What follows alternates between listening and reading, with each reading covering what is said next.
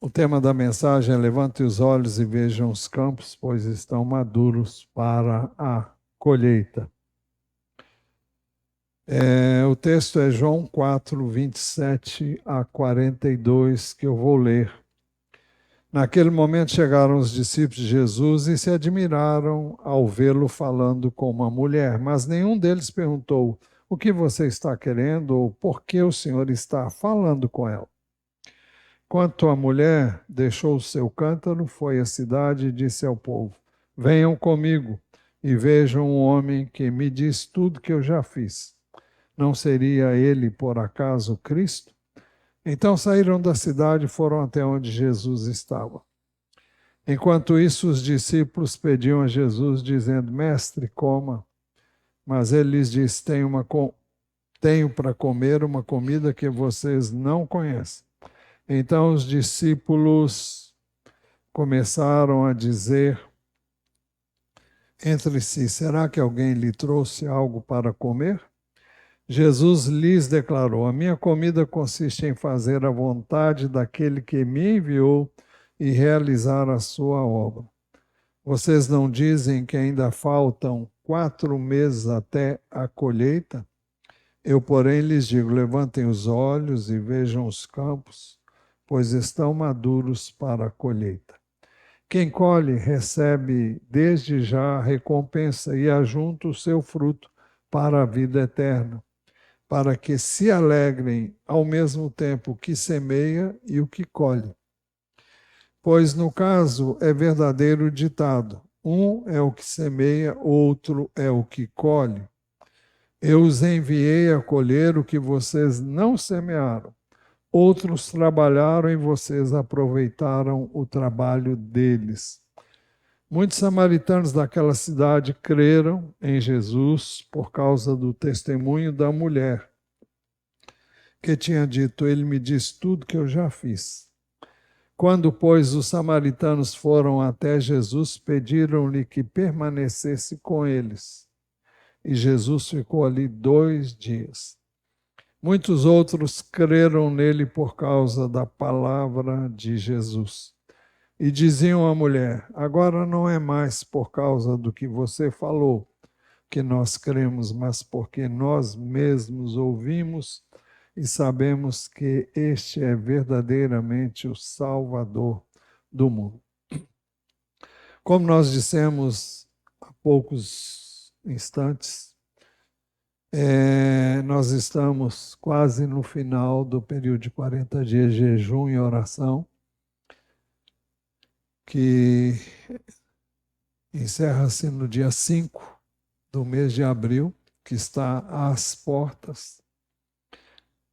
E o tema é uma comida que vocês não conhecem.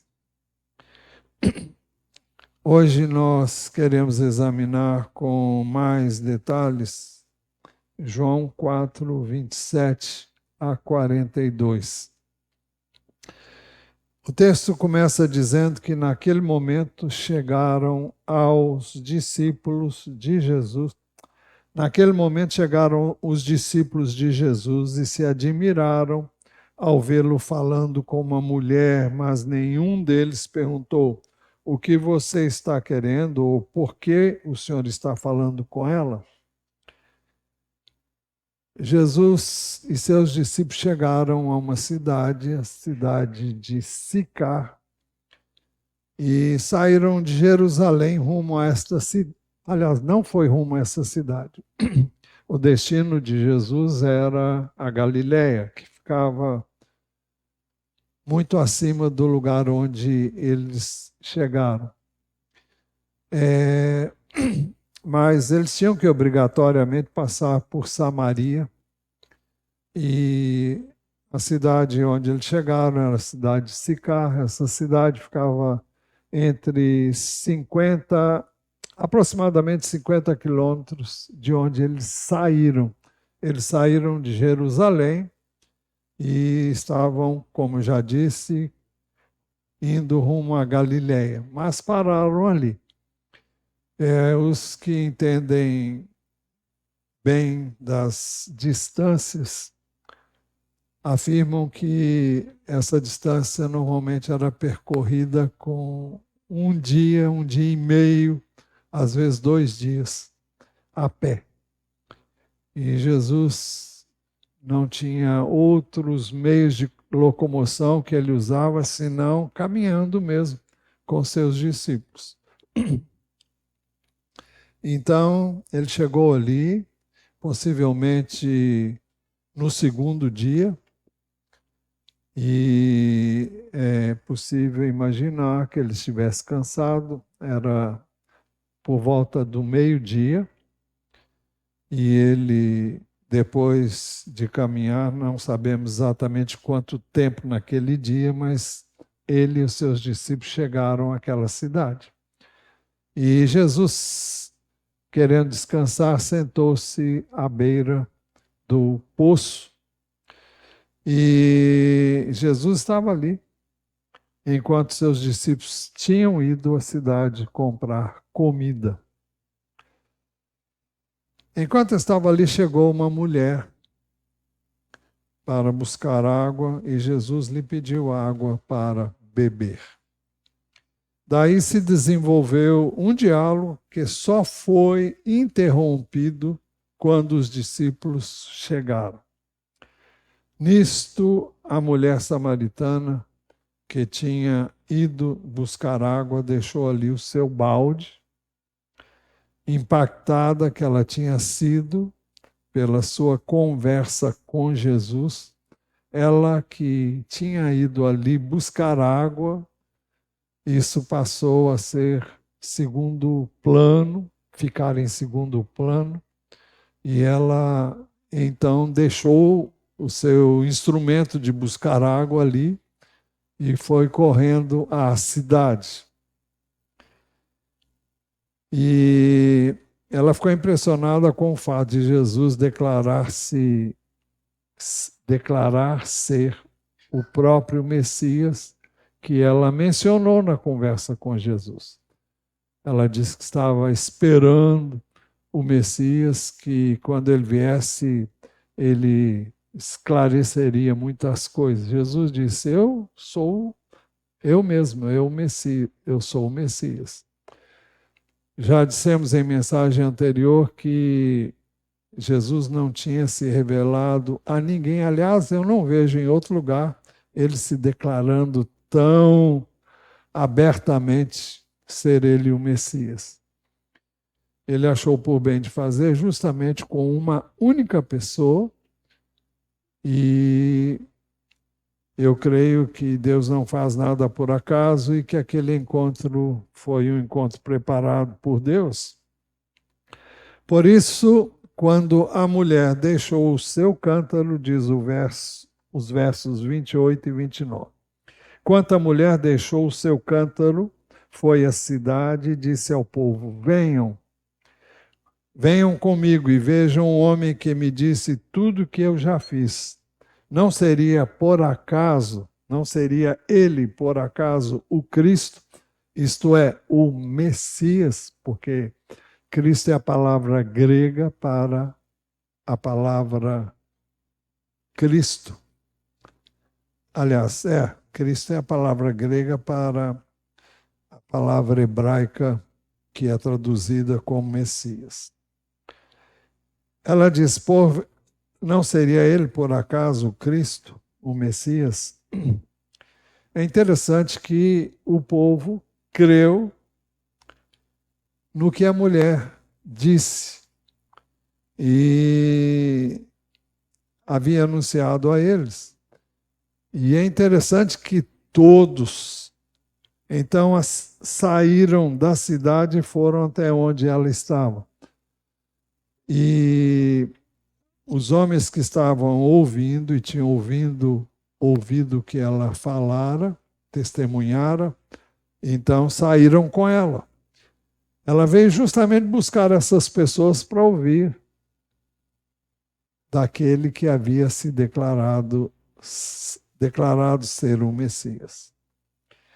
O texto diz: então saíram da cidade e foram até onde Jesus estava. Neste intervalo, enquanto a mulher tinha saído correndo para contar as boas novas ao povo da cidade, enquanto isso, os discípulos que haviam chegado a ponto de interromper o diálogo de Jesus com essa mulher, então eles que tinham trazido comida, enquanto isso, diz o texto, os discípulos pediam a Jesus, dizendo: Mestre, coma. Eles tinham ido comprar essa comida e era de esperar-se que Jesus estivesse com fome. Mas ele lhes diz: tenho para comer uma comida que vocês não conhecem. Jesus estava numa outra vibe, se posso assim dizer, em relação aos discípulos. Os discípulos estavam pensando na necessidade que eles tinham de ordem física. Não é errado pensar nisso, mas Jesus estava em outro lugar. E vivendo outra situação que os discípulos não percebiam. Por isso, os discípulos começaram a dizer entre si: será que alguém lhe trouxe algo para comer? Era o mais lógico pensar. Se eles têm uma. Ele disse: tenho para comer uma comida que vocês não conhecem. Então, analisaram as palavras de Jesus do ponto de vista puramente literal. E por isso pensaram que alguém tivesse trazido algo para ele comer. Então, Jesus não demorou a explicar. Jesus lhes declarou: a minha comida consiste em fazer a vontade daquele que me enviou e realizar a sua obra. Como já dissemos anteriormente, tudo indica que Jesus estava em jejum. Você pode dizer, mas o texto não diz isso. Eu não estou afirmando que foi, mas penso com os meus botões que ele estava em jejum. Aliás, estava, porque os discípulos tinham ido buscar comida, no mínimo até aquela hora. Mas Jesus esteve então ali, enquanto os discípulos estavam buscando a comida na cidade, e ele teve, ao conversar com aquela mulher, ele teve um entendimento, uma percepção espiritual de quem está sempre ligado com o Pai, sempre ligado com Deus. E ele percebeu o que estava acontecendo. Ele pôde perceber o que estava acontecendo, então, no mundo espiritual, naquela cidade, com os que ali residiam. Por isso disse mais: vocês não dizem, está falando com os discípulos, que ainda faltam 4 meses até a colheita. Eu, porém, lhes digo: levantem os olhos e vejam os campos, pois estão maduros para a colheita. Faltavam 4 meses para ser realizada a colheita. Não era tempo de colher, literalmente, aquilo que havia sido semeado nos campos. Mas Jesus está falando de um outro campo. Jesus está falando de uma outra colheita. Jesus estava vendo o que seus discípulos não podiam perceber. Jesus viu os campos maduros para a colheita, prontos. Jesus viu muita gente ali naquela cidade que estava aberta à palavra e à mensagem que ele viera trazer. E Jesus explicou ainda: quem colhe recebe desde já a recompensa e ajunta o seu fruto para a vida eterna, para que se alegrem ao mesmo tempo o que semeia e o que colhe. Quem colhe recebe desde já a recompensa. Qual a recompensa de quem colhe? Ele está colhendo o que ele não semeou. E qual é a recompensa que ele recebe? É a recompensa de ser um instrumento nas mãos de Deus para poder haver aquela colheita. Assim como houve quem semeasse anteriormente, não sabemos quem semeou, quando semeou, mas o fato é que eles estavam prontos para serem colhidos, aqueles frutos espirituais. O texto diz: para que se alegrem ao mesmo tempo que semeia e o que colhe. Aliás, o texto, eu vou ler novamente. Quem colhe recebe desde já a recompensa e ajunta o seu fruto para a vida eterna. Para que se alegrem ao mesmo tempo o que semeia e o que colhe. Nem sempre o que semeia, ele vê o fruto. Nem sempre o que semeia tem o prazer de ver a sua semeadura frutificar. Muitas vezes ele semeia e, como disse o texto, outro vai lá e colhe mais tarde, num outro contexto. Mas quem semeou foi outra pessoa. Mas o fruto demora para amadurecer e ficar no ponto de ser colhido. Isso acontece com cereal ou cereais, de uma forma geral.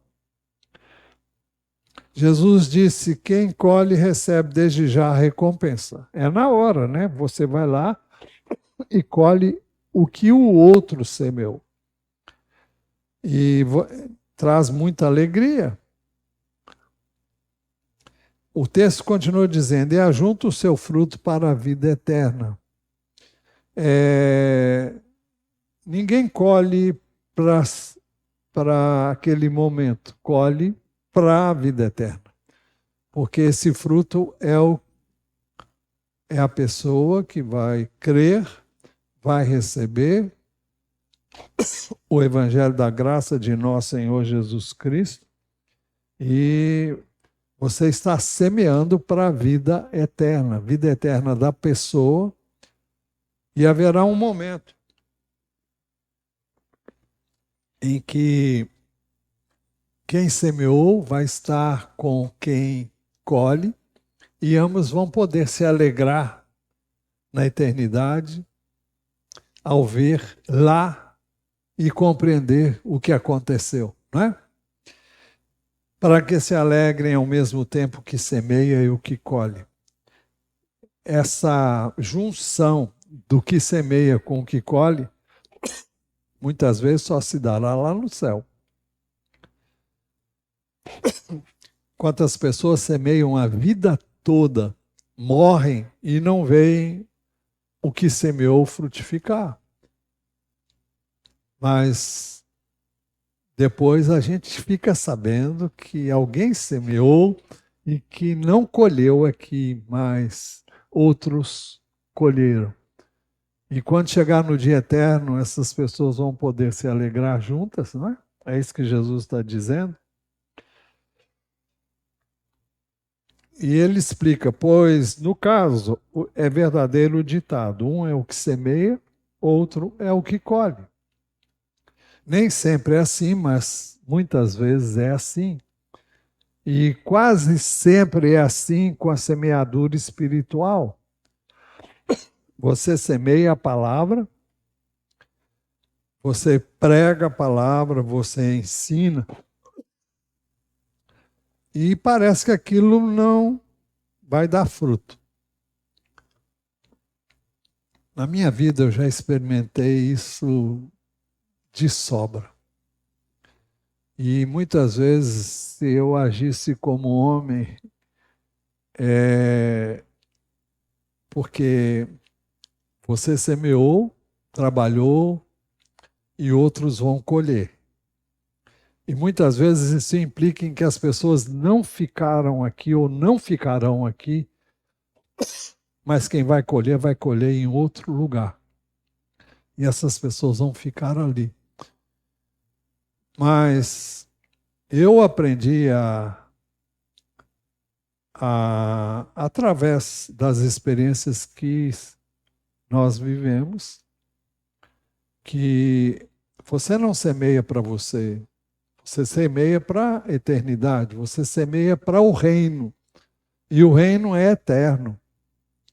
Então, você não tem aquele negócio de ter a sua horta.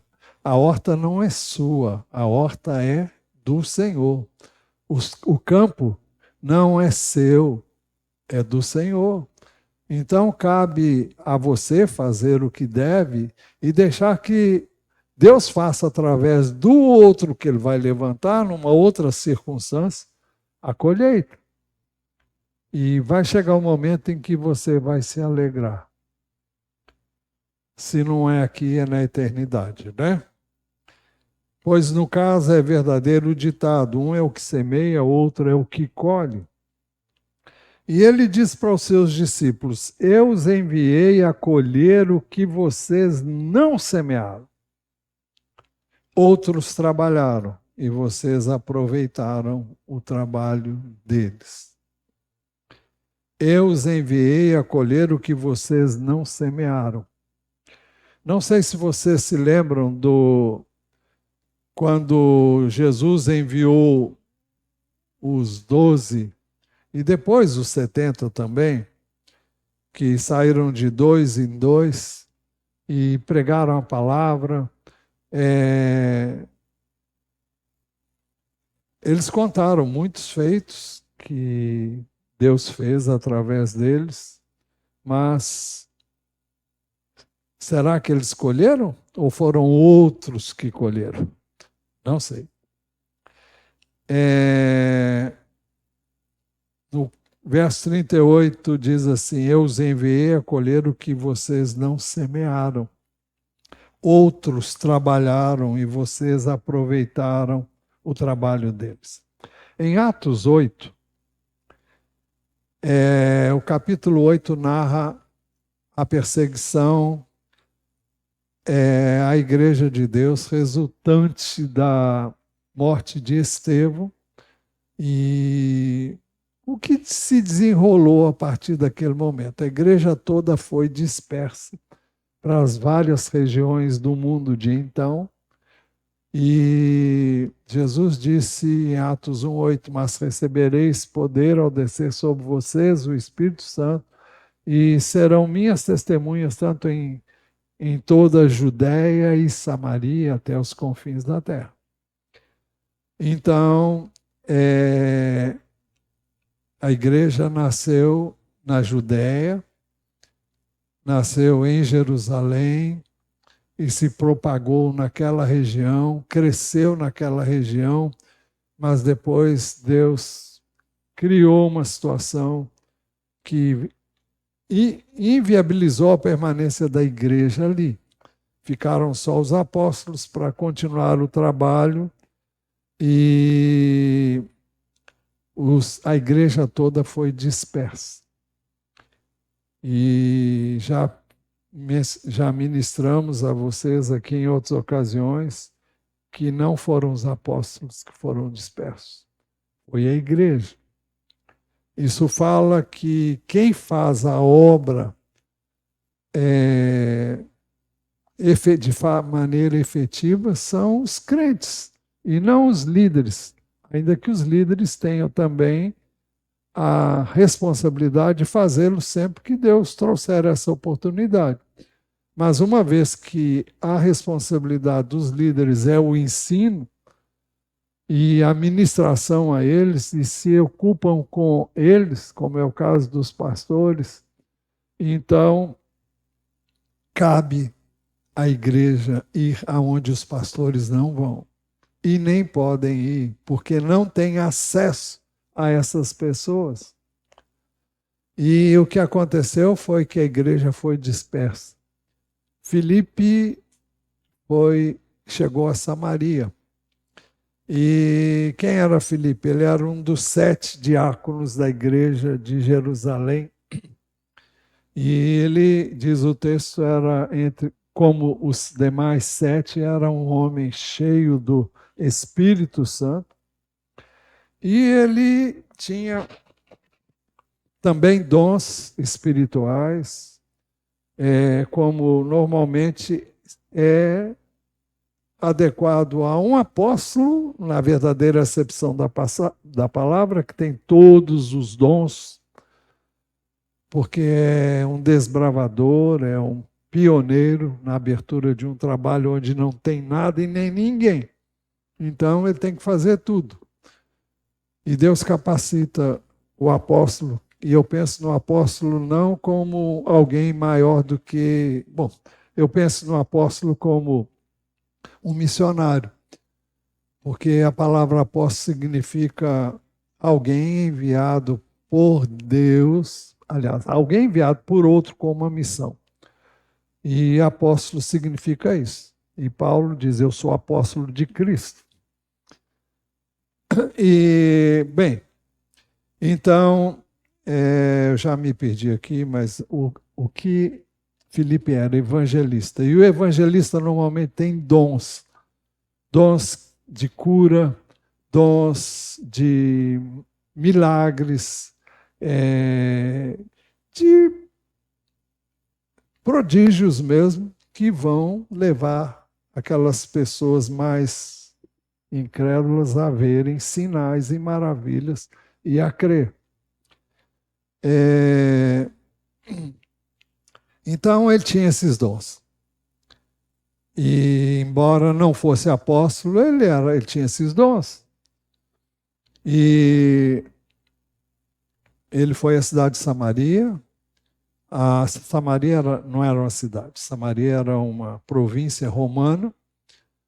E muitos ali creram no Senhor e chamaram Pedro e João para ir lá ver o que estava acontecendo. E quando eles chegaram, eles oraram para que eles recebessem o batismo no Espírito Santo, porque o Filipe não fez isso, não. Ele não pôde fazer.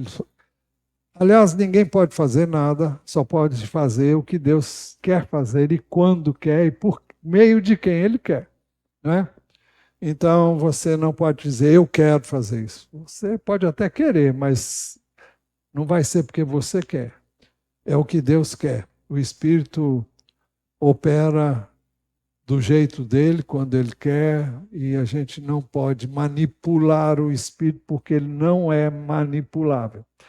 Mas nem sei porque que eu estou dizendo isso, porque não estava aqui. Não. Então, lá em Samaria, o que estava acontecendo em Samaria? Sicar era uma cidade da província de Samaria. E Jesus esteve lá, semeou a semente e colheu, possivelmente, alguns frutos lá, não sei quantos, mas aquela cidade, no mínimo, foi impactada pela presença e passagem de Jesus por ela, mesmo que ele tenha ficado ali pouco tempo. Agora, a igreja está saindo em busca de outros lugares, mas não deixou de testemunhar de Jesus e chegaram à região de Samaria. Então, outros semearam e Filipe, Pedro e João estão colhendo os frutos que outros semearam.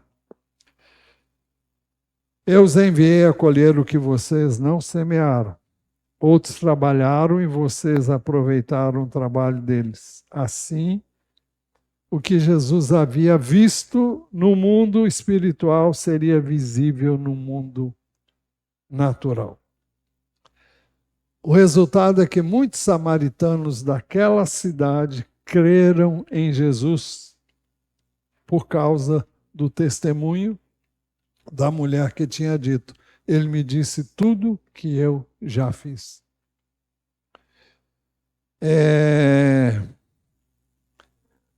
Então ela ficou impactada porque descobriu que Jesus sabia tudo a respeito dela e ela viu que ele não era uma pessoa qualquer, um judeu qualquer, mas que ele podia ver o que havia no coração das pessoas. E ele viu o que havia naquela mulher e como estava a situação dela. No contexto bíblico, nós poderíamos dizer que Jesus tinha a palavra do conhecimento. Se pensarmos no dom espiritual da palavra do conhecimento, Jesus tinha todos os dons do Espírito. O Espírito não foi dado a ele por, como é que é o termo? Por medida. Significa que ele tinha todos os dons possíveis e imagináveis, todo o poder. Pois bem, quando, pois, os samaritanos foram até Jesus, pediram-lhe que permanecesse com eles e Jesus ficou ali 2 dias. Primeiro, eles creram por causa do testemunho da mulher. E eles vão e pedem a Jesus que fique ali mais tempo com eles. Então, 2 dias, diz o texto, que Jesus ficou ali. E o texto continua dizendo: muitos outros creram nele por causa da palavra de Jesus. Não foi o testemunho da mulher acerca de Jesus, mas por causa da palavra de Jesus. E onde é que nós encontramos a palavra de Jesus hoje? Nos evangelhos. Eu diria em todo o Novo Testamento, porque o apóstolo Paulo, que escreveu no mínimo 13 das cartas que nós temos no Novo Testamento, ele não fez outra coisa senão repartir aquilo que ele havia recebido do Senhor. O que eu recebi do Senhor também os entreguei. E ele disse que o evangelho dele não foi ensinado por homem algum, mas ele recebeu diretamente de Jesus. Pois bem, muitos outros, além daqueles que creram pelo testemunho da mulher, muitos outros creram nele por causa da palavra de Jesus. Então, o que eu tenho que anunciar não é o que eu penso, é o que a palavra registra, as palavras de Jesus. Jesus disse a palavra que ele não falava o que ele queria, mas aquilo que ele havia recebido para dar. Isso mostra que nós não temos que falar o que queremos, mas aquilo que a palavra de Deus diz. Então, muitos outros creram nele por causa da palavra de Jesus e diziam à mulher: agora não é mais por causa do que você falou que nós cremos. Está falando com a mulher. Mas porque nós mesmos ouvimos e sabemos que este é verdadeiramente o Salvador do mundo. Aonde nós queremos chegar com isso? Que eu creio os irmãos já sabem de cor e salteado. Para concluir, muitos campos estão maduros para a colheita. O verso 35, Jesus diz: vocês não dizem que ainda faltam 4 meses até a colheita? Eu, porém, lhes digo: levantem os olhos e vejam os campos, pois estão maduros para a colheita. Nós somos chamados a colher o que nós não semeamos. Pode ser que você semeie e não colha.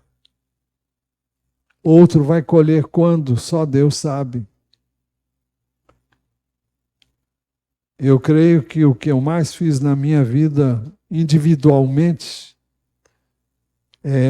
porque estou me referindo a evangelismo pessoal, foi semear. E até hoje nas minhas orações eu oro pedindo que Deus, por aquelas pessoas que ouviram, para que o que foi semeado no coração delas dê fruto, ou também por aqueles que, tendo crido, não sei quando, estão caminhando com Jesus.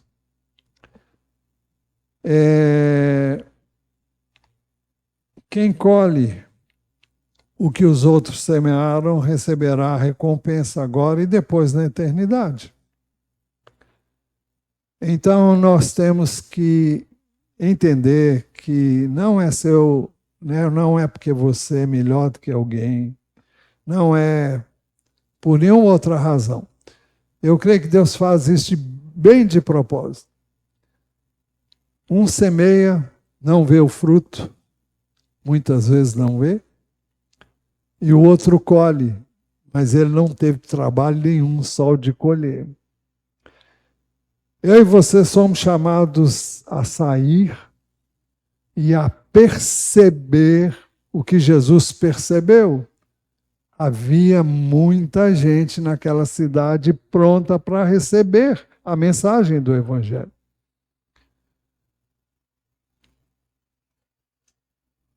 Jesus viu que havia um campo maduro para a ceifa, para a colheita. E nós precisamos orar para que Deus nos mostre os corações maduros para receberem a semente. Eu fui no mercado essa semana fazer umas compras, eram 10 horas da noite, a hora que eu saí de lá, quase 10 horas, acho que eram 9:30. E eu dei um folheto para a moça que estava no caixa, e ela falou, falou, olha, eu estou precisando de mais. Chegou numa boa hora, e eu não fiquei ali porque tinha outras pessoas para ela atender, mas eu pensei, terreno fértil para colher, ou no mínimo semear, né? Então, não voltei lá, porque ainda não deu tempo, mas eu quero, quando voltar, ver se falo alguma coisa com ela. Mas pode ser que eu não encontre. Só Deus sabe o que ela fez daquela mensagem.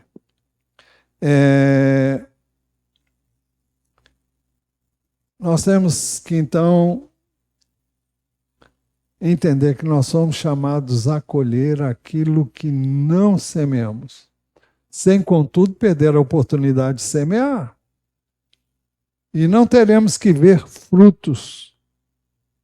Eu já disse para vocês que tive experiências extraordinárias de testemunhar de Jesus, inclusive aqui nas cercanias da igreja, para pessoas que não receberam Jesus, não acolheram Jesus, mas eu senti, para usar as palavras de Jesus, que de mim saiu virtude. O que significa isso? É o gozo de ver a palavra saindo com poder. Isso não tem explicação, não. É só para quem sente. E quem vai. E você sente que você falou pelo Espírito de Deus e que a pessoa entendeu. Agora, o que ela vai fazer com o que ela ouviu, pode não ser naquela hora, mas depois pode frutificar. Não sei, ou não. Nós vimos aqui na escola dominical que o ser humano pode resistir ao Espírito de Deus. E nós não temos controle sobre a vida de ninguém. A nossa tarefa é ir para colher os frutos maduros ou semear onde outros vão colher. Nós temos que entender que a obra não é nossa. A obra é de Deus, mas eu tenho que ir, eu tenho que falar, porque a palavra é muito clara em dizer, primeiro nós temos uma ordem de Jesus. Toda autoridade me foi dada nos céus e na terra, portanto, vão e façam discípulos de todas as nações, batizando-os em nome do Pai, do Filho e do Espírito Santo. E eis que eu estou com vocês todos os dias até a consumação dos séculos. O apóstolo Paulo escreveu em Romanos, capítulo 10, lá perto do verso 17, não é o 17 não, mas eu falei o quê? Romanos? Romanos 10. Deixa eu ver se é por aqui.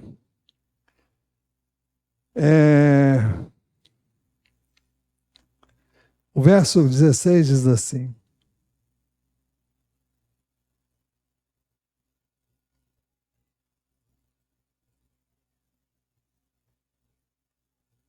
Não, é um pouco antes.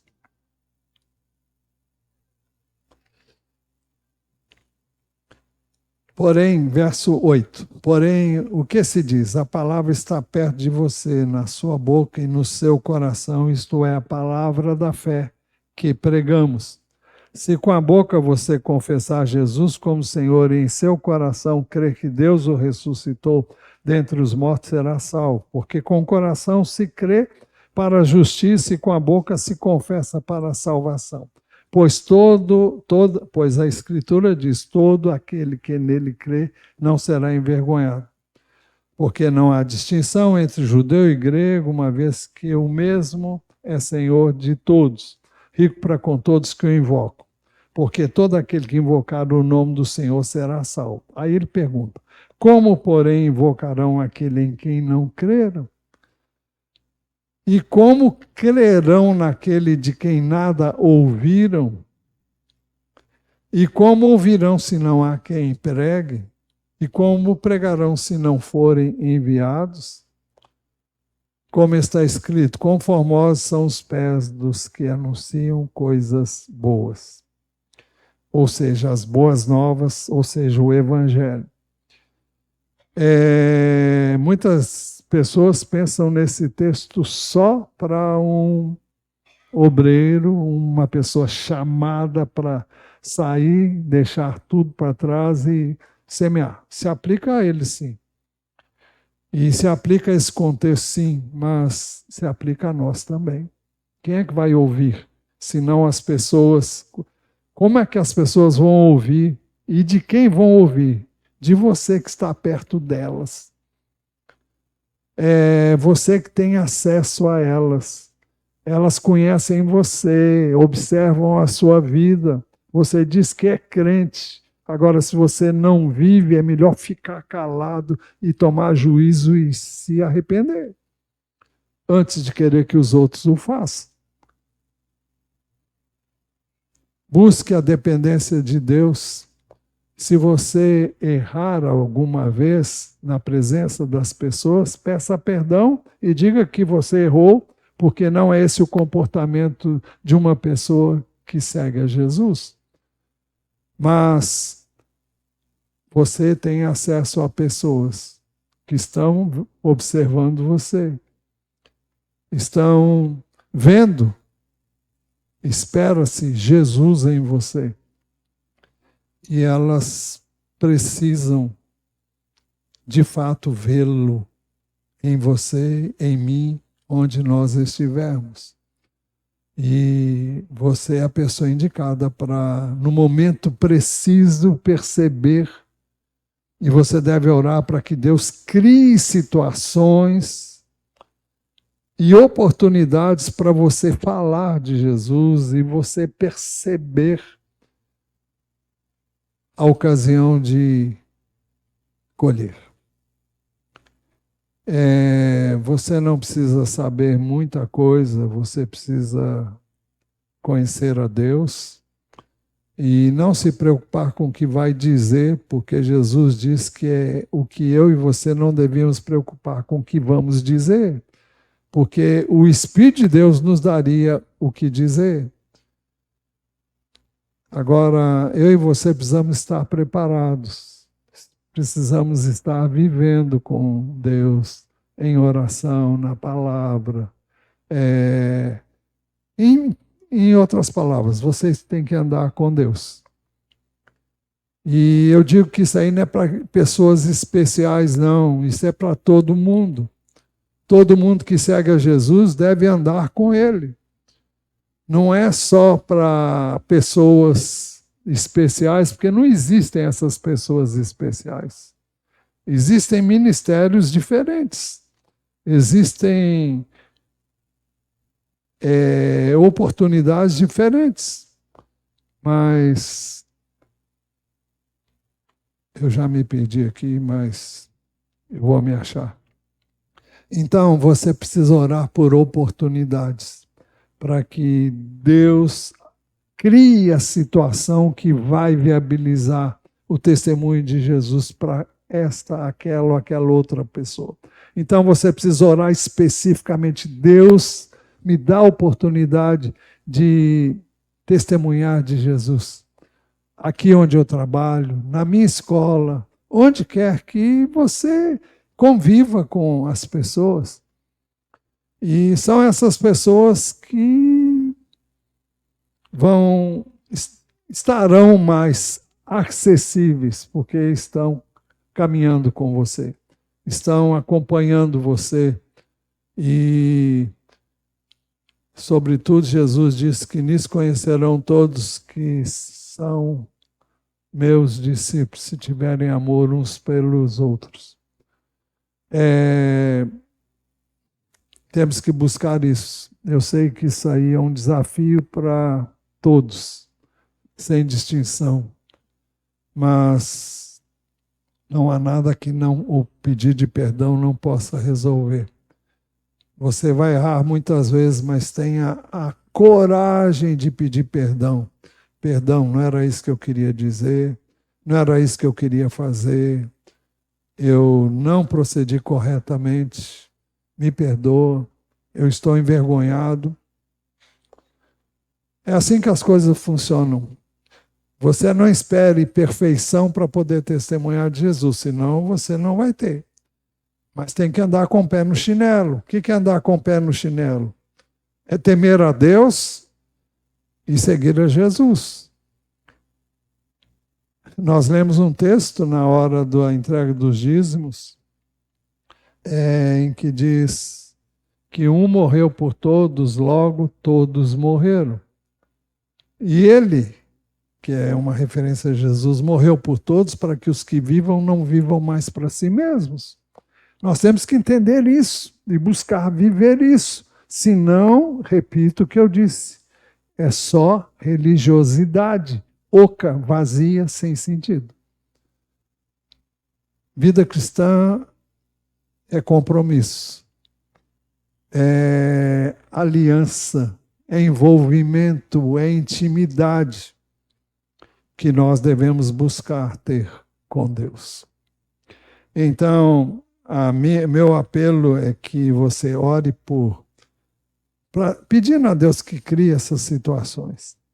Peça a Deus que revista você do poder do Espírito, para que você possa testemunhar. Isso, quando você pedir, você vai reconhecer que você não tem, como eu não tenho. Peça a graça de colher os frutos que já estão maduros para a colheita. Pessoas que o Senhor terá mostrado para você que estão prontas. Normalmente são pessoas que estão passando por situações difíceis, estão enfrentando problemas os mais variados. Essas pessoas são mais vulneráveis e abertas à palavra, e são aqueles que não vêm pela pelo amor vem pela dor, né? Então, esteja atento e ore para que essas pessoas recebam a mensagem, acolham, creiam em Cristo e sejam salvas. Você não pode fazer isso. Só Ele pode fazer. Por isso, é preciso que oremos, é preciso que busquemos. Você deve, então, colher os frutos maduros e não tente colher os frutos que ainda estão verdes, porque senão você vai estragar aquilo que você quer colher.